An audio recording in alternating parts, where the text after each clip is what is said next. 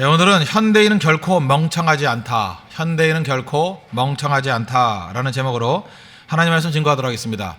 이스라엘 역사는 남쪽 유다를 정통으로 삼습니다. 그래서 1대 왕을 사울, 2대 왕을 다윗, 3대 왕을 솔로몬 이렇게 정통으로 삼습니다. 그러면은 르호보암은 유다의 네 번째 왕, 그 다음에 그의 아들 아비야는 다섯 번째 왕, 이렇게 순서를 그렇게 정하는 겁니다. 다윗이 첫 번째가 아니고 사울부터 계산하는 것입니다. 사울, 다윗, 솔로몬, 르호보암, 아비야 이렇게 다섯 명의 왕. 특별히 오늘은 네 번째와 다섯 번째 왕에 대해서 살피겠습니다. 르호보암은 솔로몬의 아들입니다. 17년 동안 유다를 통치했고 그의 아들 아비야는 3년 동안 별 크게 영향을 미치지 못한 사람이었습니다. 솔로몬의 사후에 그 백성들이 와가지고 솔로몬 때 너무 힘들었으니까 좀 짐을 가볍게 해달라, 멍에를 풀어달라 그랬는데 우리 주일학교 때 다 배웠죠. 르호보암은 원로들의, 나이 드신 원로들의 이야기를 듣지 않고 젊은 사람 이야기 듣다가 나라 쪼개졌다. 그래서 북쪽 이스라엘 10지파가 떨어져 나가고 2지파만 남게 되었다. 뭐 그런 스토리로 우리는 알고 있습니다. 특별히 이 르호보암을 살필 때 중요한 핵심 키워드가 있는데 3일입니다. 3일. 르호보암의 3일. 오늘 5절 보십시오. 르호보암이 그들에게 대답하되 3일 후에 다시 내게로 오라 하매 백성이 가니라. 이 3일이 의미가 있다는 것입니다. 이 르호보암의 3일 속에서 굉장히 많은 단서들이 숨어져 있다고 생각을 합니다. 먼저 우리 선입견을 좀 깨야 되는데 르호보암 그러면 멍청하다 이런 생각을 갖습니다. 아버지 솔로몬은 똑똑한데 아들 르호보암은 멍청하다. 그러니까 스스로 결정도 못 내리고 원로들의 이야기를 저버리고 뭐 옛날에는 아이들이라 그랬죠. 젊은이들, 동료들, 친구들, 뭐 어린 사람들의 이야기를 듣다가 뭐 이렇게 나라 쪼개지게 되었다, 망하게 되었다, 뭐 그런 식으로 접근합니다. 그러니까 선입견이라는 거야. 그렇지 않다라는 것입니다. 르호보암은 결코 바보도 아니고 유치하지도 않고 경솔하지도 않고 멍청하지도 않았습니다. 어떻게 하느냐? 한번 상상을 해봐요. 솔로몬의 부인이 몇 명이었습니까? 뭐 비빈까지 뭐 처처까지 합쳐가지고 1000명이라고 얘기를 합니다. 1000명이면 아들도 많았겠죠? 뭐 그렇지 않겠습니까? 1000명이니 아들도 많았을 겁니다. 그 많은 아들 가운데 왕위에 오른다라는 거 쉬운 일이 아니었을 것입니다. 이제 엄청난 경쟁 뚫고 올라가는 왕이잖아요. 그러니까 르호보암 결코 만만한 왕이 아니에요. 그리고 나이도 41살의 왕이 됐습니다. 그 얘기 무슨 얘기입니까? 벌써 이게 성인, 원만큼 경륜도 인정받았던 훈련받았던 그런 왕이었다는 것입니다. 르호보암은 그런 존재예요. 거기다가 그의 어머니 혈통이 안 좋습니다. 어머니가 암몬 사람입니다. 역대하 12장 13절을 보면 르호보암 왕은 예루살렘에서 스스로 세력을 굳게 하여 다스리니라. 르호보암이 왕위에 오를 때 나이가 41세라. 예루살렘 곧 여호와께서 이스라엘의 모든 지파 중에서 택하여 그의 이름을 두신 성에서 17년 동안 다스리니라. 르호보암의 어머니의 이름은 나아마요 암몬 여인이었더라. 그러니까 혈통도 별로 좋지 않습니다. 왕이 될 수 있는 혈통이 아니었어요. 어머니가 암몬 사람이니까. 그런데도 왕이 됐다는 것입니다. 그리고 굉장히 많은 아들들의 경쟁이 있음에도 불구하고 왕이 됐다. 그럼 무슨 얘기예요? 우수한 인재였다는 거예요. 머리 좋았다. 처세술에 뛰어났을 것이고 인간관계도 좋았을 것이고 무엇보다도 이런 그 치열한 왕가에서는 정치적 수완이 있어야 되겠죠. 정치적 수완도 있었다. 그러니까 저는 르호보암을 볼 때 이런 생각을 합니다. 그 예선전을 통과한 사람이다. 이미 왕 되기 전에 예선을 다 통과했습니다. 그러니까 능력 있는 사람이라는 거예요. 제가 젊은이 목회를 오래 하지 않았습니까? 오래 하다 보면은 참 묘한 게 많아요. 저도 서울 사람입니다. 서울 사람인데 인물들을 보면은 인물들은 지방에서 많이 나오더라고요. 지방에서 뭐 이렇게 경상도 이렇게 뭐 촌구석 뭐 이런데 뭐 거제도도 섬인가요? 뭐 거제도 뭐 아니면은 뭐 전라남도 목포도 아니에요. 시내도 아니고 뭐 목포에 배 타고 3시간 뭐 이런데 뭐 그런 애들이 이게 인물이 나와요. 그래서 이상하다고 해서 왜 총구석에서 인물이 나올까? 진짜 똑똑한 애들 많이 나오고 정말 어떤 난관을 이길 수 있는 거친 파도 날 향해 와도 주와 함께 날아오리리 그런 애들이 거기서 많이 나와요. 뭐 충청도도 뭐 충청북도 뭐 어디 구석에 뭐 음성인지 뭐 양성인지 하여튼 뭐 이상한데 뭐 그런데 그죠? 뭐 그런 데서 뭐 인물이 나와요. 인물이 그 왜 그럴까? 이유는 그렇습니다. 지방에서 거기서 웬만큼 잘하지 않으면 서울 못 올라옵니다.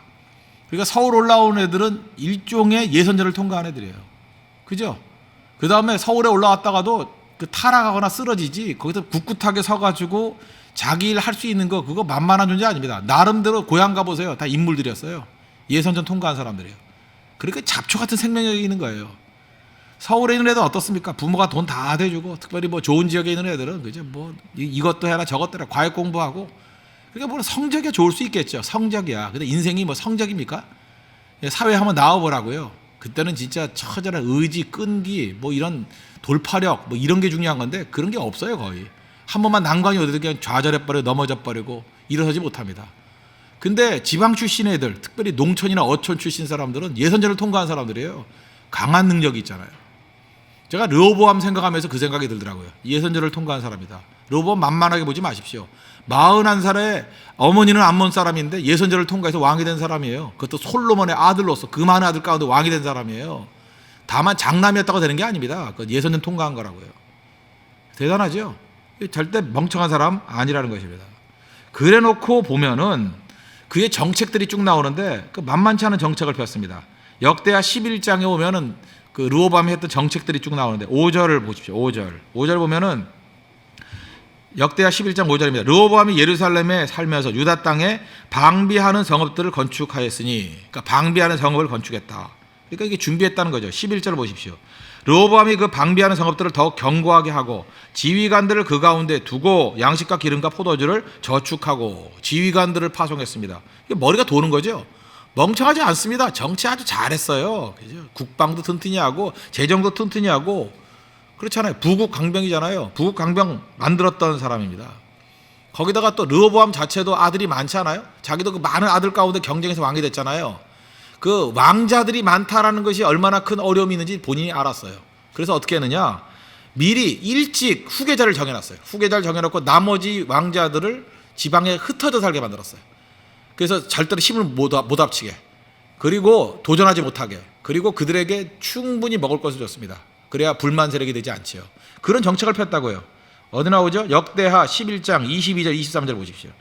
르호보암은 마아가의 아들 아비야를 후계자로 세웠으니, 미리 그 5대 왕 그 아비야를 후계자로 미리 세워놨습니다. 그리고 이는 그의 형제들 가운데 지도자로 삼아 왕으로 세우고자 함이었더라. 후계자 훈련시켰다는 거죠. 만만한 왕이 아니에요. 거기다 23절 르호보암이 지혜롭게 행하여 그의 모든 아들을 유다와 베냐민의 온 땅 모든 견고한 성읍에 흩어 살게 하고 수도에 못 오게 했어요. 예루살렘에 못 있게 했다고요. 양식을 후히 주고 아내를 많이 구하여 주었더라. 무슨 얘기예요? 그냥 그렇게 만족하고 살아. 반란 이렇게 생각하지 말어. 아비야한테 충성하고 살아. 그죠? 그렇게 할 수 있는 조건을 다 만들어 놨다라는 거예요. 어찌 보면은 그 세종 때의 태평성대를 이루게 만들기 위해서 그 태종 이방원이 했던 행동하고 똑같은 거죠. 그 이후까지 체배제를 다 세워놨잖아요. 만만치 않죠.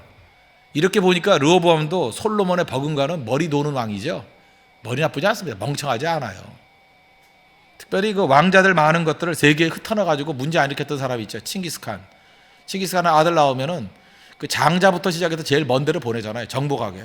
그러니까 자기들끼리 싸우지 말고 정복하라는 거예요. 나가서 그냥 넓은 땅이 있는데 뭐 때문에 여기서 그 아웅다웅하고 사느냐. 멀리 가라. 그래서 칸국이라 그래서 우리 한국은 한국이죠. 한국. 뭐 킵차크 칸국, 무슨 뭐 일칸국, 뭐 여러 칸국들 만들잖아요. 한국이라고 옛날에 한, 그죠? 칭기스 한인데 칸이 왕이라는 뜻이에요. 그 칸의 나라들 세웠잖아요. 그래서 그러다 보니까 마지막까지 아버지 옆에 있는 건 누구예요? 막내죠. 그래서 몽골은 막내 계승의 원리가 있습니다. 막내에게 계승하려고 계승한 게 아니라 아들 불러올라 그러면 가는데 뭐 1년 오는데 1년인데 뭐, 그죠? 그러니까 힘들잖아요. 그래서 거기서 왕 해라. 그냥 살아라. 마지막까지 옆에 있는 막내에게 계승해주고 그 다음에 제국을 넓혀나가는 거예요. 형제 국가로서. 그러니까 칭기스칸도 그 머리가 도는 사람 아닙니까? 르호보암도 그런 정책을 썼다라는 거예요. 그러니까 머리 도는 거죠. 굉장히 똑똑한 사람이다. 이 칭기스칸은 10세기 일인데 이 사람 11세기 일인데 르호보암은 이게 언제 때 얘기예요. 그죠? 기원전 한참 전 얘기인데 이런 지혜를 가지고 있었다는 것입니다. 똑똑한 사람이죠. 그런 전제를 가지고 왕이 됐습니다. 그럴 때 세겜에 많은 백성들이 모였어요. 12지파 백성들이 모였어요. 연합체를 구성했던 게 이스라엘 아닙니까? 그때 추인하는 과정이죠. 그리고 당시에는 솔로몬 당시에 반정부 인사가 있었습니다. 그게 누구냐면 여로보암이에요. 그래서 애굽으로 망명가 있었어요. 그 여로보암이 솔로몬이 죽었다 그러니까 다시 이스라엘로 돌아왔습니다. 위험 세력이죠. 여로보암도 있고. 그러고 난 다음에 와가지고 우리의 멍에를 좀 풀어들고 편안하게 해 주십시오. 그럼 당신 따르겠습니다. 아주 위기 상황이었다고요. 당시 정치적인 위기 상황입니다. 르호보암이 이러기도 힘들고 저러기도 힘든 상황이었어요. 거기다 얼마나 지혜로운지 그냥 즉답하지 않고 3일의 시간을 달라 이렇게 얘기합니다. 똑똑하죠? 득잡하지 않고 3일의 시간을 달라. 신중하고 용의주도해 보입니다. 이게 르호보암입니다. 르호보암이 3일 그동안 뭘 했죠? 3일 동안 했던 일이 무엇입니까? 그 르호보암은 왕이 오를 때까지 굉장히 정치적인 수완이 있었고 경쟁의 능력이 있었다 그랬죠. 그런데 그는 과거에 성공했던 그 일들 그대로 답습했습니다. 결정적인 게 뭐냐? 르호보암이 기도했단 말이 없어요. 기도하지 않고 자기의 경쟁에서 승리했던 그 정치적 수완, 처세술 그런 거 붙들었습니다. 그래서 원로들을 불러놓고도 뭐냐? 기도해달라 이런 얘기를 하지 않고 제사장을 불러가지고 예배드리자 이런 얘기를 하지 않고 의논했다고 나옵니다. 의논. 역대하 10장 6절 보십시오. 르호보암 왕이 그의 아버지 솔로몬의 생전에 그 앞에 모셨던 원로들과 의논하여 이르되 너희는 이 백성에게 어떻게 대답하도록 권고하겠느냐 하니 의논했습니다. 머리 쓰는 왕이었다는 거예요. 기도했단 말이 없습니다. 잘 보세요. 르호보암 멍청하지 않다 그랬죠. 다시 제목을 바꿉니다. 르호보암은 멍청했습니다. 왜 멍청했어요? 기도 안 하니까. 우리도 마찬가지입니다. 오늘 제목이 뭐였어요? 현대인은 결코 멍청하지 않다. 얼마나 똑똑합니까? 얼마나 검색 능력이 뛰어나고 모든 지식을 다 갖추는 것 같이 보이고 옛날에 웬만한 박사학위 몇 개 받은 사람보다 지금 우리는 더 많은 정보를 가지고 있습니다. 현대인은 결코 멍청하지 않습니다. 그러나 우리가 하나님 앞에 기도하고 하나님과 연결되지 않는다 그러면 현대인은 멍청합니다. 멍청해도 그렇게 멍청할 수가 없습니다. 시편 14편 1절은 뭐라 그래요? 어리석은 자는 이르기를 하나님이 없다 한다. 이게 그 실제적인 무신론자들, 하나님이 있다고 입으로 말하지만 실제적인 무신론자들의 특징이 무엇입니까? 기도 안 하고 사는 거예요. 하나님이 없는 것 같이 살아가는 거. 어리석은 자입니다. 멍청이라는 거예요. 어리석은 자를 이르기를 하나님이 없다 하는도다. 어리석은 자의 삶이 무엇입니까? 하나님이 없는 것 같이 살아간다는 것입니다. 그런 의미에서 르호보암은 가장 똑똑한 사람인가 동시에 가장 멍청한 사람입니다. 왜? 기도가 없기 때문에. 여러분도 마찬가지입니다. 진짜 지혜로운 사람이 되기 위해서 지혜가 뭡니까? 하나님의 능력과 연결되는 거예요. 기도하는 거예요. 이렇게 왕이 됐으면 진짜 중요할 때 해야 될 일이 무엇입니까? 기도하는 거죠. 왜 히스기야 왕이 위대하다 그러죠? 히스기야가 뭐 똑똑해서 그렇습니까? 아마도 르호보암하고 비교한다 그러면 히스기야가 앞설 게 하나도 없습니다. 르호보암이 더 용의주도하고 더 정치력이 뛰어난지도 몰라요. 히스기야는 여러 가지 준비 못했잖아요. 여러 가지로 뭐 펑크가 막 나지 않았어요. 여기저기. 그러나 히스기야를 위대한 왕이라 그러고 히스기야를 선한 왕이라 그러는 이유가 무엇입니까? 히스기야는 위기의 순간에 기도하는 모습을 보였다는 것입니다. 위기의 순간이 기도의 순간이었어요. 그래서 히스기야 그러면 나오는 게 뭐예요? 히스기야의 기도죠. 그래서 위대한 왕이 되고 똑똑한 왕이 되었다는 것입니다. 잘 보십시오. 위기 때 기도하지 않으면 언제 기도할 거예요? 아니 기도할 때가 있지만 아무리 못한다 할지라도 사람들이 위기 당하면 기도하잖아요. 근데 위기 순간에도 기도 안 한다 그러면 평상시에 기도 안 한다는 얘기하고 똑같지 않습니까? 여러분 삶 가운데 지금 위기가 있습니까? 어려움이 있습니까? 진짜 기도할 때죠. 평상시에 안 한다 할지라도 지금은 기도할 때죠. 답답함이 있습니까? 그럼 기도할 때죠. 기도하지 않으면 르호보암의 길을 걸어간다는 것입니다. 어떤 사람은 그런 얘기를 했어요. 기도는 가장 어려운 외국어라고. 우리 한국 사람들 외국어의 은혜를 하나님이 안 주셨어요. 그래서 우리 한국 사람은 참 언어를 못합니다. 이상해요. 영어를 그렇게 오래 배워도 영어가 안 되고 중국어 해도 중국어도 안 되고 일본어도 잘 안 되는 것 같고 생각보다 우리 언어에 유창한 사람들이 공부 투지한 거에 비해서는 참 적은 것 같아요. 그런데 그런 외국어 못해도 괜찮습니다. 최고의 외국어가 된 게 뭔지 아시죠? 기도예요. 기도라는 외국어. 이걸 못 배웠어요 사람들이. 여러분 영어 못해도 괜찮고 중국어 못해도 괜찮고 일본어 못해도 괜찮은데 기도라는 외국어만 배우면 됩니다. 그죠? 하나님과 통하는 언어예요. 기도라는 언어만 배우면 가장 강력한 인생이 될 수 있다는 것입니다. 우리 경영학의 뭐 아버지라 그러는 사람이잖아요. 피터 드러커. 드러커가 단절의 시대라는 책에서 이렇게 얘기를 했습니다. 과거의 경험과 승리가 오히려 장애가 될 수 있다고. 옛날에 승승장구했으면 성공했습니다. 그 틀 가지고 지금의 문제를 풀려고 그러면 오히려 장애가 될 수 있다고. 원래 1950년대 60년대 세계 최대의 전자회사는 필립스입니다. 필립스. 유럽의 필립스 알죠? 진공관 최고로 잘 만들었어요. 진공관. 지금도 진공관 무슨 뭐 그 전축 같은 거 옛날 거 뜯어다가 이렇게 오디오 듣는 사람들 있죠? 필립스 거 지금도 구합니다. 필립스의 진공관이 가장 소리가 부드럽대요. 그거 다 짜맞추려고 그러면 뭐 1,000만 원 넘게 드는 것 같아요, 지금. 그 부속이 없어가지고 그거 뭐 모으기도 힘들고. 필립스가 진공관 기술이 최고였어요. 그 성공에 젖어 있다가 당시에 IC 뭐 이렇게 직접 회로 그런 거 있지 않았습니까? 트랜지스타 이런 거 일본 사람들 만들 때 방심했어요. 그래서 망했잖아요. 필립스 지금 뭐 기껏해야 뭐 면도기밖에 더 만듭니까? 안 그래요? 뭐 토스트기 뭐 이런 거밖에 더 만들어요? 빵 먹을 때나 필립스 있지 뭐. 그 면도기 좋지도 않아요. 백업에 돌다리 잡아당기면 막 뜯기고 막 그래요. 좋지도 않아요 별로. 근데 옛날에 50년 60년대에 필립스를 따라갈 자가 없었다는 거예요. 그렇게 강력했던 필립스가 왜 무너졌어요? 피터 드러커 단절의 시대에서 표현하기 이거예요. 과거의 경험과 승리가 오히려 장애가 되었다고. 르호보암 보십시오. 과거에 승승장구했습니다. 경쟁에서 이겼습니다. 용의주도하게 잘했어요. 그것이 오히려 하나님께 나아가는 데 장애가 돼버렸다는 거예요. 히스기야 보십시오. 오히려 경솔했죠. 문제투성이었죠. 그 문제가 펑펑 터지잖아요. 어찌할 수 없으니까 하나님께 구하잖아요. 그게 더 유리한 거죠. 저는 우리 젊은이들이 그랬으면 좋겠어요. 모든 게 다 용의주도하게 잘하다가 하나님께 기도하면 제일 좋겠지만 차선책이라 그러면 좀 지저분하게 인생 사십시오. 괜찮아요. 넘어져도 괜찮아요. 깨져도 괜찮아요. 실패해도 괜찮아요. 그래서 주님 앞에 천부에 의지해서 손 들고 옵니다 하면서 회개하고 나오는 게 더 낫지. 그냥 너무 치밀하게 살면서 이건 뭐 넘어지지도 않으면서 그렇다고 또 은혜스러운 인생도 아니면서 그냥 겨우겨우 사는 바리새인 같은 인생, 그거 구역질하는 인생이에요. 깨지고 넘어지고 상처 입더라도 하나님 찾는 인생이라 그러면 일어날 수 있습니다. 승리할 수 있다라는 거예요. 르호보암 같이 살지 마십시오. 깨지더라도 하나님 찾고 구하는 기도하는 인생이 되는 우리 믿음의 신실한 종 되기를 바랍니다. 그러니까 르호보암은 자기가 왕이 된 거 어떻게 생각해서 이 르호보암의 머릿속에 한번 들어가 봐요. 하나님의 은혜와 축복으로 됐다 그 의식이 없어요. 선물이라는 의식이 없어요. 내가 노력해서 왕 됐다는 거예요. 내가 치밀하게 계획 세워가지고 나라의 정치가 잘 됐다는 것입니다. 그러니까 하나님이 주셨다는 의식이 없어요. 그러니까 제일 약한 거죠. 기도 없는 르호보암, 성경은 이렇게 표현합니다. 역대하 12장 14절 르호보암이 악을 행하였으니 이유가 뭐예요? 이는 그가 여호와를 구하는 마음을 굳게 하지 아니함이었더라. 뭐가 악이에요? 뭐 죄짓고 방탕하게 사는 거 그게 악이 아니라 성경은 딱 하나를 구했어요. 그가 여호와를 구하는 마음을 굳게 하지 아니함이었더라. 기도 없었다는 거. 기도 없는 게 악한 인생입니다. 여러분도 마찬가지예요. 기도 없어 보십시오. 악한 인생입니다. 하나님 그걸 악하다고 표현해요. 어리석다고 표현해요. 언제나 기도하는 백성 되길 바랍니다. 반면에 그의 아들, 이 짧게 코멘트만 한다 그러면 아비야인데 5번째 아비야입니다. 3년. 특별히 그 열왕기 상 같은 데 보면 악한 왕인데 이 역대기에선 그래도 높이 평가해요.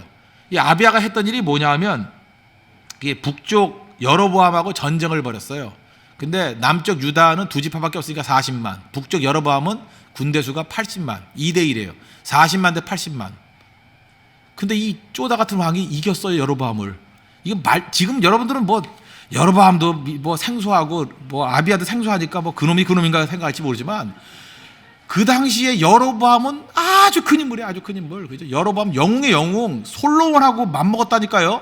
솔로몬 시대에 반정부 인사라니까요. 뭐 호메이니 같은 사람이에요. 아시겠죠? 망명정부 이끌면서 그 솔로몬 같이 강력한 왕 앞에서도 맞먹고 그러잖아요. 막 그런 존재가 여로보암이라고. 여로보암. 그다음 북쪽 이스라엘의 모든 잘못된 일을 할 때 여로보암의 길을 걸어놓으니라 뭐 이렇게 말할 정도로 여로보암이 아이콘이에요. 아이콘. 그죠? 이스라엘의 아이콘, 북쪽 이스라엘 아이콘이라고. 위대한 왕이에요. 여로보암. 강력한 왕이라고. 근데 거의 그 쪼다 사촌 같은 아비야가 그것도 군사력이 반밖에 안 되는데 40만 가지고 80만을 이겼다. 감동스럽지 않아요? 어떻게 이런 일이 있을 수 있을까? 성경 그거 하나 기록했다고. 이겼대요. 근데 해석이 뭔지 알아요? 역대하 13장 14절 보니까 유다 사람이 뒤를 돌아보고 자기 앞뒤에 적병으로 말미암아 여호와께 부르짖고 제사장들은 나팔을 부니라. 물론 아비야가 기도했다는 얘기는 아니에요. 근데 그 백성들 많은 사람들이 여호와께 부르짖고 제사장들은 나팔을 부니라. 기도했대. 기도. 그래서 승리했다는 거예요. 이 18절. 그다음 그때 이스라엘 자손이 항복하고 유다 자손이 이겼으니 말도 안 되죠. 아비야가 여로보암을 이겼어요. 이는 그들의 조상들의 하나님 여호와를 의지하였음이라. 성경이 이렇게 해석하고 있어요. 왜 승리했어요? 지금 역대기 설명했죠. 역대기는 바벨론의 포로로 돌아온 백성이 쓴 성경이라고. 그러니까 뭐 수백 년 지나고 나서 한참 뒤에 쓰여진 성경이에요. 한참 뒤에 쓰여진 성경은 해석이잖아요. 그러니까 이때 다 아는 거예요. 그죠? 그 위대했던 여로보암을 아비야 같은 쪼다가 어떻게 이겼느냐? 기도 때문에 이겼다는 거예요. 기도 때문에. 어떻게 이겼느냐? 하나님 의지했기 때문에 이겼다는 거예요. 그러니까 하나님 의지하는 게 얼마나 중요하고 기도하는 게 얼마나 중요한지 알겠느냐? 그걸 보여주려고 아비야를 든 겁니다. 아비야 같은 악한 왕, 멍청한 왕도 기도하니까 하나님이 도와주시더라. 여러분 스스로를 아비아라고 생각하는 사람이 있습니까? 나는 아무것도 아니야. 이름은 아비아지만 나는 뭐 아이야. 뭐 이렇게 생각할 수도 있죠. 나는 아이 같은 존재야. 나는 부족한 존재야. 나는 멍청해. 그죠? 나는 아는 게 없어. 뭐 어떤 사람은 뭐 하나를 들으면 10개를 깨우친다 그러는데 나는 10가지를 들으면 100가지가 헷갈려. 뭐 이런 사람들이 있죠. 인생이 그럴 수 있잖아요. 구하면 됩니다. 구하면. 하나님께 구하면, 하나님 의지하면 하나님께서 길 열어 주신다는 것입니다. 하나님만 의지하는 믿음의 종 되길 바랍니다. 그래서 젊은이들 오늘 핵심은 간단해요. 기도하십시오. 하나님 의지하십시오. 그거보다 중요한 건 없죠. 그래서 혹시라도 이게 IQ가 좀 높거나 좀 뭐 영재 교육 받을까 말까 고민했던 경험이 있던 분들, 정말 위험한 분들이에요. 그죠? 그거 패서라도 기도해야 돼요. 그건. 깨져라도. 정말 똑똑한 사람, 잘생긴 사람일수록 더 기도해야 돼. 장동건 비슷하게 생긴 사람들, 그 사람들 잠깐만 얼굴 보여주고 싶잖아. 기도하는 것보다. 왜? 눈이 크니까 눈 감은 것보다 눈 껐을 때가 더 예쁘잖아요. 그죠? 그러나 저같이 떴는지 안 떴는지 모르는 사람은 할 수 없이 기도하죠. 그죠? 기도하는 것이 더 강력할 수 있잖아요. 엎드리지 않으면 길이 없으니까. 르호보암 보세요. 기도가 없어가지고 손해봤던 거 제가 몇 가지 설명을 드릴게요. 굉장히 환경은 좋았거든요. 근데 다 실패했어요. 첫째, 기도가 없으니까 핵심을 놓쳐버렸어요. 핵심을. 솔로몬의 대답, 솔로몬이 그 재판할 때 보면 마음을 읽잖아요. 핵심을 딱 붙든 게 솔로몬의 지혜 아니었습니까? 10장 6절 보세요. 이 백성에게 어떻게 대답하도록 권고하겠느냐. 이 멍청한 게 지금 상황이 뭔지 팩트를 묻지 않고 백성들의 반응만 물어봤어요. 부담이 얼마나 큰지, 정말 힘든 문제가 뭔지, 문제 핵심이 뭔지 그걸 물어야 되는데 그런 거 점검 안 하고 어떻게 하면 백성들의 마음이 풀어지고 이 위기를 벗어날 수 있느냐요. 임기응변 그것만 초점을 맞추잖아요. 그죠? 그러니까 뿌리가 뭔지를 몰라요. 순간만 모면하려고 그래요. 왜? 기도 없으면 이렇게 바보가 돼버려 사람이. 그 순간만 넘어가 버리려고 그러고. 제가 요즘에 그거 한번 물어봤어요. 우리 교회도 청년들 가운데 그 불타는 금요일에 이렇게 클럽 가가지고 노는 사람들이 있고, 나는 궁금했던 게 뭐냐 하면 그 밤새도록 술 마시고 1차, 2차, 3차 이렇게 가잖아요. 그럼 그게 무슨 사명감 때문에 가는 게 아닐 거 아니에요.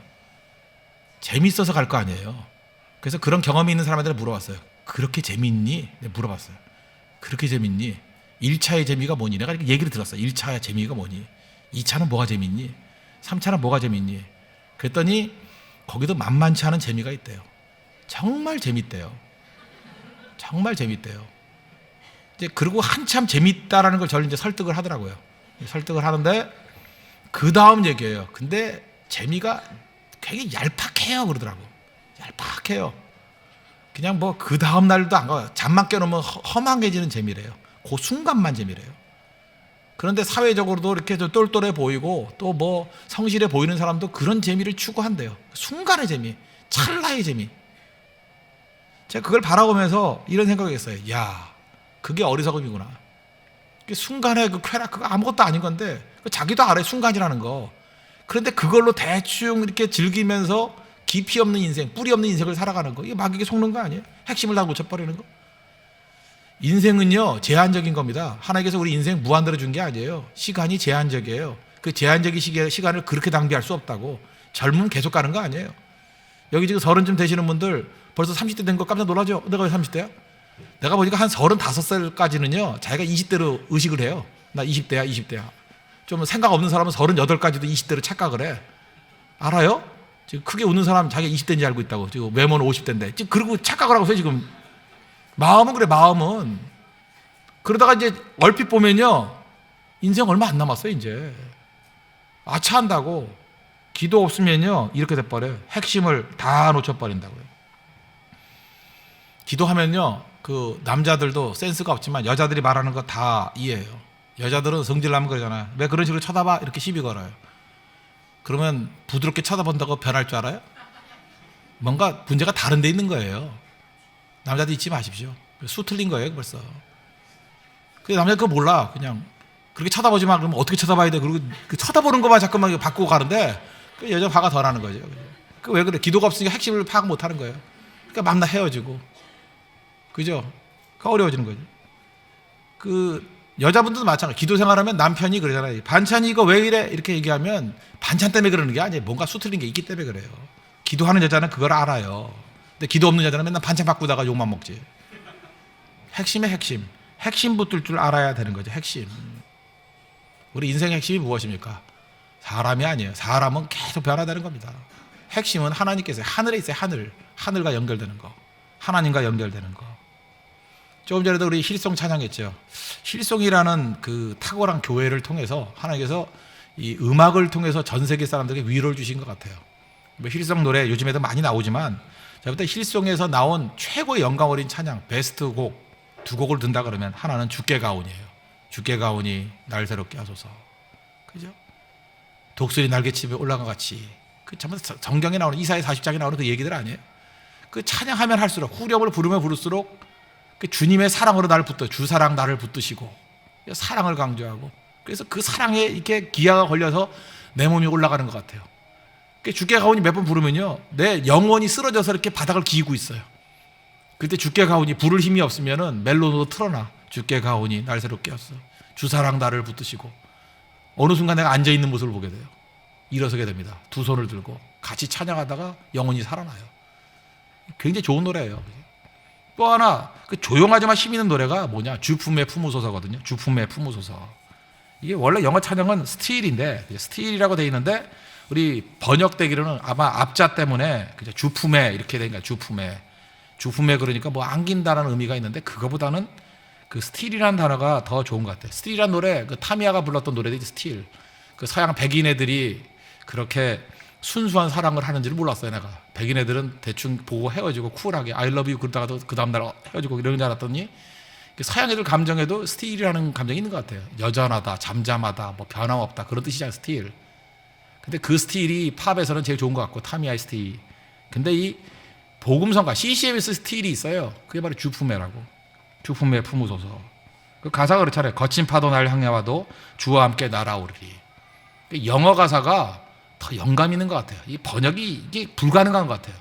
그 후렴이 뭐예요? 폭풍 가운데 나의 영혼 잠잠하게 주 보리라. 폭풍 가운데 내 영혼 그죠? 잠잠하게 주 보리라. 그 영어 원 가사는 뭡니까? Father, you are the king of the flood. 홍수를 뛰어넘는 주님은 왕이십니다. You are the king이에요. 왕이라고. 그러니까 홍수가 밀려올 때 뭘 묵상하라고? 홍수를 묵상하는 게 아니라 뭘 묵상하라고요? You are the king. 하나님 왕이십니다. 나의 아버지, Father, you are the king of the flood. You are the king. 그걸 묵상하라는 거예요. 그 다음에 뭔지 알아요? I will be still. 나는 잠잠하겠습니다. 여전히 주만 바라보겠습니다. I will be still and know you are God. 뭘 하려고요? 당신이 하나님임을 내가 알게 해달라고요. 난 잠잠히 뭘 묵상하고 있어요? You are God. 당신이 하나님이래요. 지금 폭풍이 몰려올 때 폭풍 쳐다보지 않고 홍수가 몰려올 때 홍수 쳐다보지 않고 지금 이 원어 가사에 보면 핵심이 뭐예요? Father, 아버지래 아버지. 아버지를 묵상하고 또 뭐예요? You are the king. 당신이 왕이래 왕. Of the flood. 모든 홍수를 다 뛰어넘을 수 있는 You are the king. 또 뭘 묵상하고 있어요? I'll be still. 그 다음에 뭘 하겠다고요? No, you are God. 당신이 하나님을 알게 해 주십시오. 그때 무슨 걱정이 있어요? 원어가서 번역된 거하고 의미가 다르죠? 전혀 다른 의미예요. 그죠? 여기서 핵심이 뭐냐면 하나님 묵상하기, 하나님을 묵상하는 거. 하나님 묵상하면 다 일어설 수 있잖아요. 그래서 여러분들 칼빈의 기독교 강의 보면요. 앞장에 3분의 1이 뭔지 알아요? 하나님이 누구신가? 하나님 묵상이에요. You are the king. 하나님 묵상하는 거예요. You are God. 하나님 묵상하는 거예요. 하나님 묵상이 있을 때 여러분 다 일어설 수 있다는 것입니다. 그런데 르호보암 약점이 뭐예요? 하나님 묵상이 없어요. 지엽적인 거 격가지들 치고 있어요. 격가지들. 한심한 종족이죠. 한심한 종족. 여러분 잊지 마시고 우리 젊은이들 하나님 만나야 돼요. 하나님 왕 되신 하나님 만나야 돼요. You are the king. Over the flood. 어떤 환경에 어려움이 온다 할지라도 이길 수 있는 You are the king. 그 고백이 나와야 돼요. 또 뭐예요? 하나님 앞에 잠잠하면서 그죠? 당신이 하나님을 알게 해 주십시오. No, you are God. 그게 승리예요. 우리 젊었을 때 우리 젊은이들 이것만 가슴에 새긴다 그러면 르호보암 같이 살지 않습니다. 일어설 수 있다는 거예요. 그러나 일어설 수 있는 승리를 맛볼 수 있는 믿음의 종 되기를 바랍니다. 또 하나 하나님 바라보지 않으니까 말도 엉터리를 해요. 말도 한심하게 하죠. 우리 11절 보세요. 10장 11절. 거친 말 막 쓰죠. 내 아버지가 너에게 무거운 멍에를 매게 하였으니 이제 나는 너희의 멍에를 더 무겁게 할지라. 내 아버지는 가죽채찍으로 너희를 치셨으나 나는 정갈채찍으로 하리라 하소서 하더라. 왕이 포악한 말로 대답할세. 르호보암이 원로들의 가르침을 버리고 13절에 뭐 이런 얘기 나오죠. 이 말 함부로 하고 막 그러잖아요. 여기서 여러분 그 르호보암의 멘탈리티, 심리적인 생각을 해봐야 돼요. 르호보암은 아버지에 대한 어떤 피해의식이 있는 거예요. 남자들, 여러분 남자라 아세요? 모르겠지만 여자들이 여자가 남자를 알겠어. 남자는요 자기 아버지에 대한 그 죄책감이 있어요. 죄책감. 그래서 남자의 죄책감을 아십니까? 여자분들 그 남자들을 잘 위로해주고 남자에게 사랑받기 위해서는 남자들이 가지고 있는 원초적인 죄책감을 알아야 돼. 남자들은 죄책감이 있어요. 무슨 죄책감이냐? 부모에게, 특별히 아버지에게 자랑스러워야 한다라는 죄책감이 다 있어요. 그래서 아버지보다 못한 아들, 죄책감에 사로잡혀 있어요. 아버지한테 인정 못 받는 아들, 죄책감에 사로잡혀 있다고. 그게 뭐 오이디푸스 컴플렉스 뭐 이런 식으로 그 반대로 해석하는 경우도 있지만, 하여튼 남자에게 있어서 아버지는 큰 인물이에요. 큰 인물. 교회에서도 마찬가지입니다. 교회에서도 이제 홍대석이 같이 이런 분위기의 교회는 아마 이 목사도 남자들은 영적 아버지로 느껴질 걸. 뭐 자매들은 어떨지 모르겠는데, 자매들은 뭐로 느껴지나, 아저씨로 느껴지나 하여튼 모르겠지만 형제들은 아버지로 느껴지게 하니 커요. 그럼 그 아버지에 대해서는 반드시 갖고 있는 게 죄책감이에요. 인정받아야 된다. 그죠? 아버지에게 자랑스러워야 된다. 근데 이거 다 헛된 거예요. 그죠? 이게 컴플렉스라고 어떻게 보면. 우리는 죄책감으로 사는 존재가 아니에요. 하나님의 은혜 안에서 자랑스럽게 사는 존재지. 한번 잘 보세요. 사도 바울을 보세요. 사도 바울이 어떤 사람입니까? 나면서부터 로마 시민권을 가진 사람입니다. 가말리엘 문화 출신이에요. 지금으로 얘기하면 세계 최고의 명문 대학을 나오고, 그냥 하버드로 갑시다. 뭐 아는 데가 그밖에 없으니까 하버드 정도 나왔다고 하고 최고의 학벌 나왔어요. 그러니까 집안에서 사도 바울에 대해서, 이 바울에 대해서, 사울에 대해서 기대했겠어요, 안 했겠어요? 기대했죠. 가문의 자랑이에요. 가문의 자랑. 그러던 아들이 이 장가도 안 가고 어디 갔다가 헷가닥 해가지고 뭘 봤대. 그래서 안 보인다고 덧등거리더니만, 당시에는 이단이잖아요. 이단 괴수, 예수를 믿는다 그러면서, 그죠? 그 다음에 그 잘 나가던 사람이 14년 동안, 3년 동안 아라비아 사막에 가서 헤매고 있다가 14년 동안 훈련받았잖아요. 10년 넘게 잡도 없어요. 실업자. 아니, 우리 교회에 그런 사람이 있다고 생각해요. 명문대 나오고 하버드 나왔는데 뭐 봤다 그러고 뭐 이러더니만 뭐 어디 백령도 무슨 사막 같은 데 가서 3년 동안 있다 나오고, 아니면 어디 경상도 같은 데 예수원 같은 데 들어가서 한 5년 있다 나와가지고 수염 덥수룩 해가지고 뭐하냐 놀고 있어 뭐 이러고, 그죠? 그 다음에 계시 봤어 3층 천에 올라가던데 이따위 소리는 하고, 그죠? 그런다고 한번 생각해 보세요. 그죠? 하나님께서 훈련시키는 과정인데, 그때 만약에 이 남자의 죄책감을 가졌다 그러면 사도 바울 그 통과 못했어요. 죄책감이 아니죠. 하나님 바라보세요. 하나님 바라보고 하나님의 은혜 가운데 섰다고. 그래서 여러분, 하나님의 흘러넘치는 은혜를 통해서요, 이런 심리적인 죄책감을 뛰어넘어야 돼요. 우리 죄책감을 사는 존재가 아닙니다. 그래서 세상에서 제일 사람을 컨트롤하기 좋은 게 뭐냐? 죄책감 심겨주는 거예요. 정죄하는 거. 그럼 말 잘 들어요. 만약에 목회도요, 저도 사실 경영학을 했기 때문에 심리학이나 이런 거 다 공부했잖아요. 그래서 그런 기법들이 이용하면 돼요. 그러니까 마키아벨리즘 이용하면 돼요. 남자들 같으면 어떻게 하면 되는지 알아요? 이런 아버지에 대한 죄책감이 있어. 그거 슬슬 자극해요. 그리고 여기서 고삐를 딱 재고 있으면 얼마든지 좌지우지할 수 있어요. 그게 무슨 목회예요? 아니죠. 살아계신 하나님 만나고 성령의 능력을 맛보고 주와 함께 일어서는 걸 맛보게 만들어야죠. 그래서 죄책감이 아니라 그걸 뛰어넘는 은혜의 영광 가운데 뛰게 만들어야죠. 그러지 않으면 다윗같이 만들 수 없어요. 다윗이 죄책감을 띄었어요? 아니에요. 그냥 하나님의 영광을 바라보고 뛰었죠. 르호보암의 마음속에는 지금 이렇게 막 험한 말 하면서 아버지보다 더 강한 척 하는 거, 아버지보다 내가 더 세다, 그걸 보여주려고 그러는 거예요. 지금 험한 말 막 하잖아요. 이게 바로 뭐예요? 아버지에게 자랑스러운 아들이 되어야 된다는 죄책감이에요. 제가 볼 때 북한 쟤네들도 그런 것 같아요. 김정일은 아버지 김일성에게 자랑스러운 아들이 되려고 그랬던 것 같고, 김정은이도 지금 하는 거 보니까 비슷한 것 같아. 그죠? 맨날 아버지 얘기하고, 효자가 아니에요. 그게 일종의 죄책감이에요. 김정은 위해서 기도해야 돼요. 죄책감에 사로잡혀가지고 어린애가 지금 30도 안 된 애가 지금 괴로워서 저러고 있잖아. 죄책감. 이거 뛰어넘지 않으면 해결 안 됩니다. 김정은만 그렇습니까? 김정일만 그렇습니까? 여러분 안 그래요? 저도 안 그럴 것 같아요. 인간에 다 죄책감이 다 있어요. 인정받으려는 거. 그래서 사람들이 대화가 다 그거예요. 그것 때문에 괴로워하는 거잖아요. 그죠? 시기 질투 왜 생기는 거야? 이런 것 때문에 생기는 거야. 이런 것 때문에.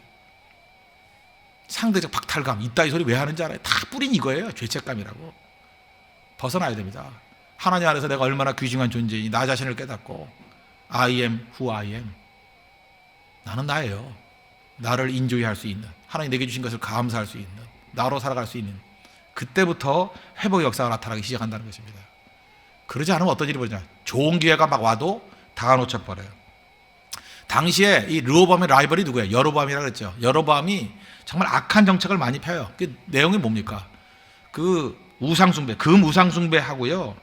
그 다음에 그 제사도 제대로 드리지 않아가지고 그 남쪽에 예루살렘에 와서 제사 드리지 못하게 하려고 북쪽에다가 제단 만들어 놓고 그런 일들을 벌였어요. 역대하 11장 13절 보십시오. 온 이스라엘의 제사장들과 레위 사람들이 그들의 모든 지방에서부터 르호보암에게로 돌아오되 레위 사람들이 자기들의 마을들과 산업을 떠나 유다와 예루살렘에 이르렀으니 이는 여로보암과 그의 아들들이 그들을 해임하여 여호와께 제사장의 직분을 행하지 못하게 하고, 여로보암이 여러 산당과 숫 염소 우상과 거기서 자기가 만든 송아지 우상을 위하여 친히 제사장들을 세움이라.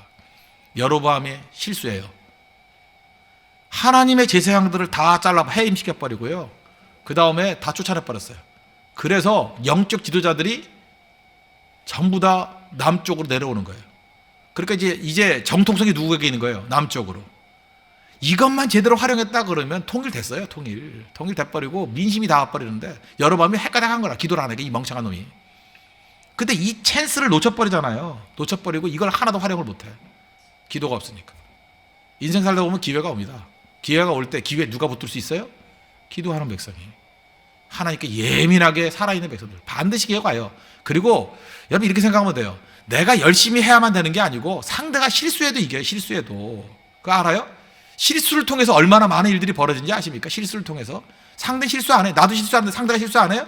나같이 하나님 믿고 섬기는 백성도 실수하는데, 아니 술 마시는 애들이 실수 안 할 것 같아. 맨날 실수하지.